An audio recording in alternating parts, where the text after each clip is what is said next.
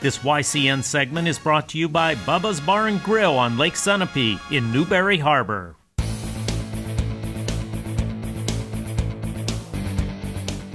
Hey, welcome back to this special episode of YCN Sports Wrap, focusing completely on this year's 2017 football team from Windsor, Vermont.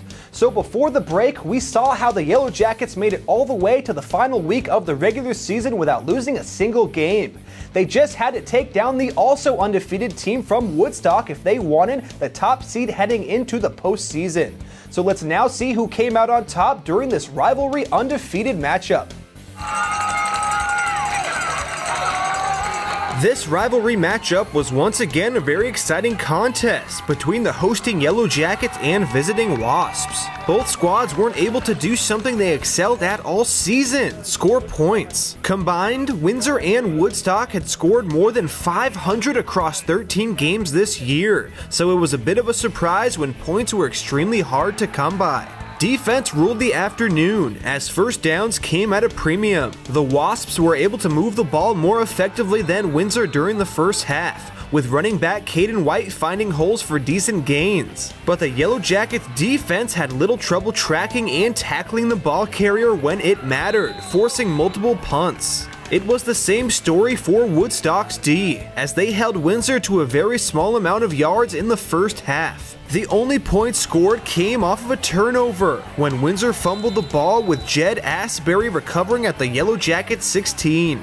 Soon, Micah Schlabach was able to scamper for 14 yards and the touchdown, with the 2-point attempt failing. The score would be 6-0 Woodstock at the break. Windsor's offense in the second half came out firing and had the best drive of the game, with quarterback Seth Balch and running back Jake Tucker both playing big roles. The hosts moved the ball all the way to the Woodstock 8-yard line, where the Wasps' defense held strong, and the drive stalled out on 4th down. From here on, D continued to rule the afternoon, and eventually, just like at the end of the first half, Woodstock forced and recovered another fumble in good field position at Windsor's 39-yard line. White moved the ball as Woodstock threatened, but a false start and a delay of game penalty ended the Wasps' hope of extending their lead. Tucker, Balch, Robert Slocum, and Dakota Page then all played big roles in moving the ball down the field. The drive was highlighted on a 3rd and 12 situation on Woodstock's 34-yard line. Balch saw and connected with Slocum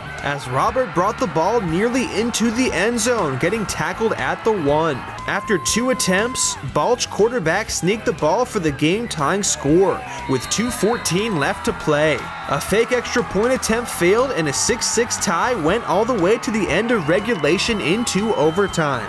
VPA overtime rules puts each team at the 10-yard line. They're each given 4 plays to score. Windsor won the coin toss and deferred to Woodstock, which was a gutsy call. But the Yellow Jackets defense was once again solid and forced the visitors to kick a field goal on 4th down. Now with a score of 9-6, Windsor had to get a touchdown to win the game. And that's exactly what they did when Jake Tucker was handed the ball on an option reverse from Balch. Tucker rolled to the right side, beat one man, turned the corner, and scored the game winner with a final score of 12-9. The Yellow Jackets beat Woodstock in the last game of the regular season for the 2nd straight year, this time in front of their home fans.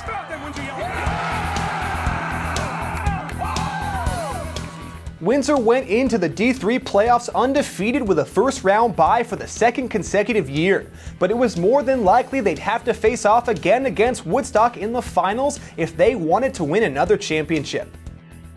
We're going to take a quick commercial break, but when this special episode of YCN Sports Wrap returns, we'll be moving on to the title game as Windsor faced off against a familiar opponent. We'll be right back, you won't want to miss it.